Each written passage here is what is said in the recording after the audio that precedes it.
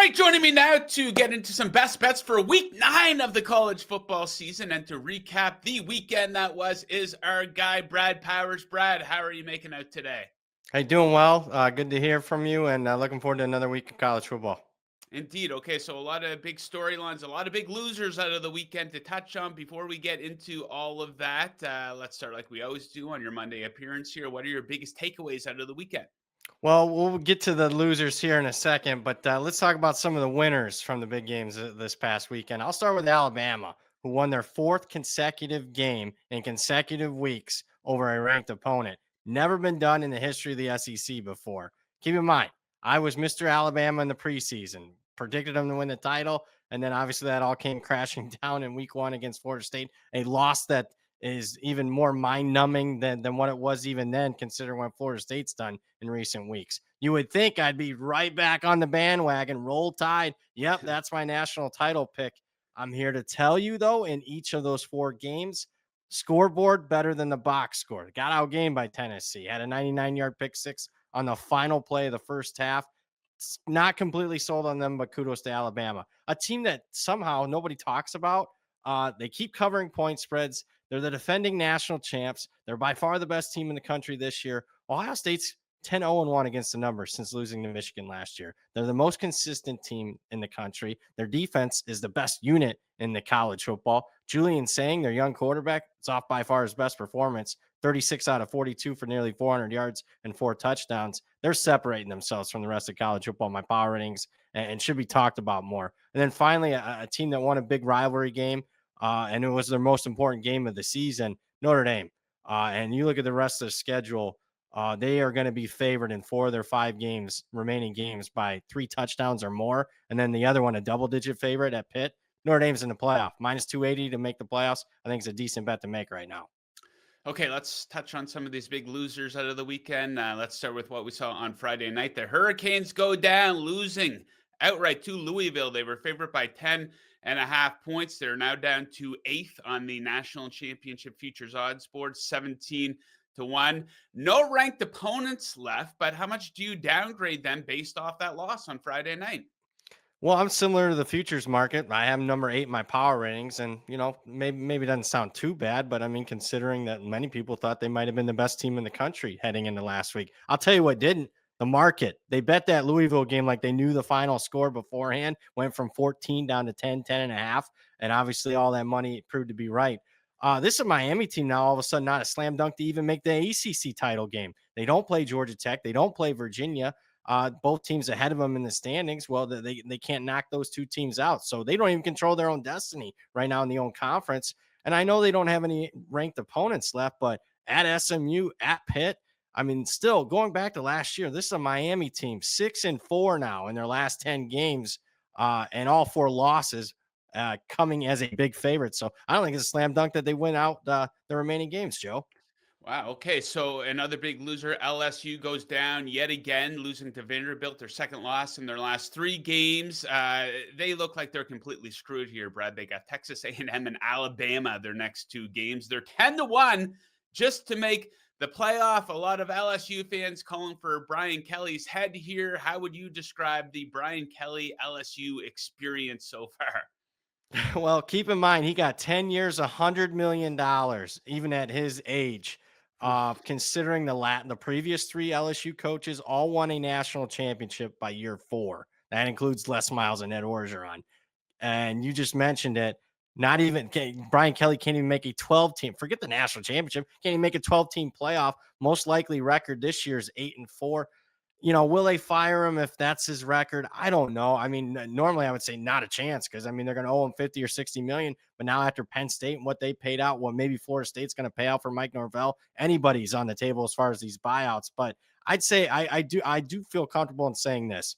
The chances of Brian Kelly being the coach 2 years from now in Baton Rouge are far less than 50%. So negative ROI as far as that 10 years so far.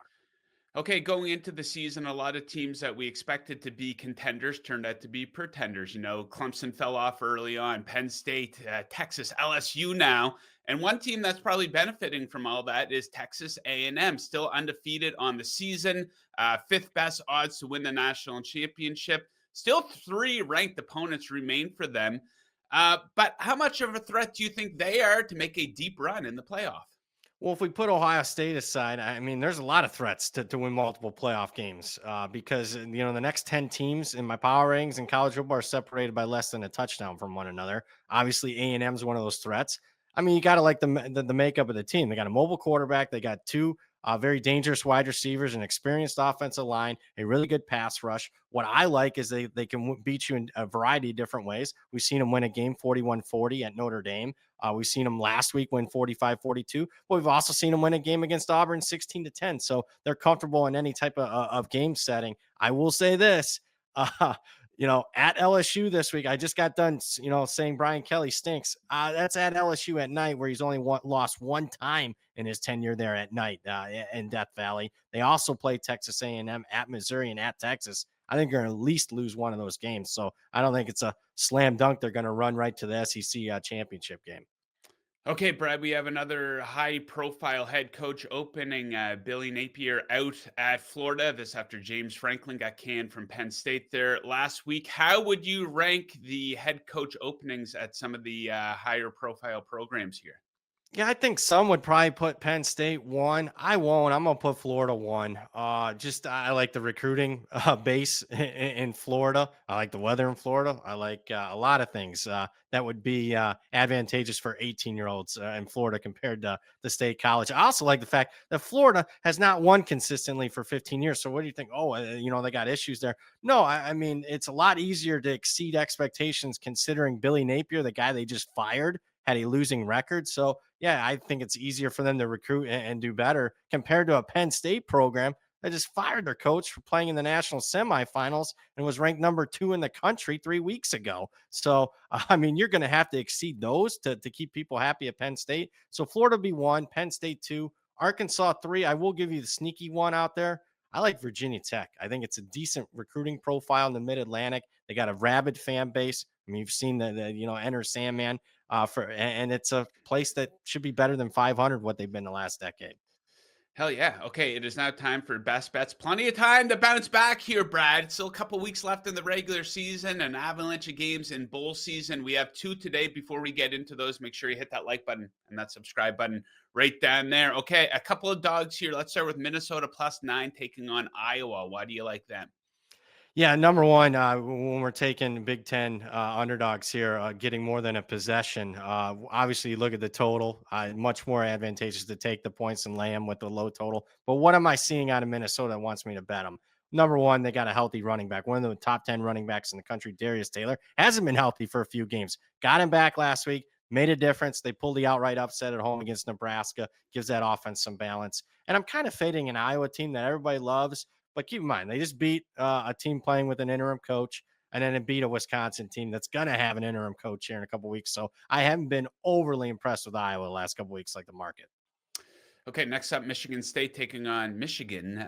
Big spread here, 14.5 favoring Michigan, of course. But you like the Spartans to cover the big number. Yeah, I do. A couple things. We'll grade this at 14. There are a couple 14 and a halves out there. So make sure you shop around for the best number as always. So what am I seeing from a Michigan State team that looks like they're in a free fall? They lost 5 games. They just lost by 25 to Indiana. You can't be buying this team. Well, the scoreboard didn't reflect how well Michigan State actually played in that game. In fact, their quarterback had by far his best performance against Indiana. Just Indiana's a top 2, 3 team in the country and superior. Michigan is not a top 2, 3 team in the country. And I know Michigan had a decent performance against Washington, but asking a true freshman quarterback to lay 2 touchdowns in a rivalry game on the road at night, I like Sparty here to play one of their better games this season. Let's take the 2 touchdowns. Okay, there you have it. 2 best bets from Brad. Of course, Brad will be right back with us here on Thursday, adding a couple more best bets and to rip through all the biggest games of the weekend. Brad, thank you very much for joining today. We'll catch you on Thursday. All right. Thanks for having me, Joe.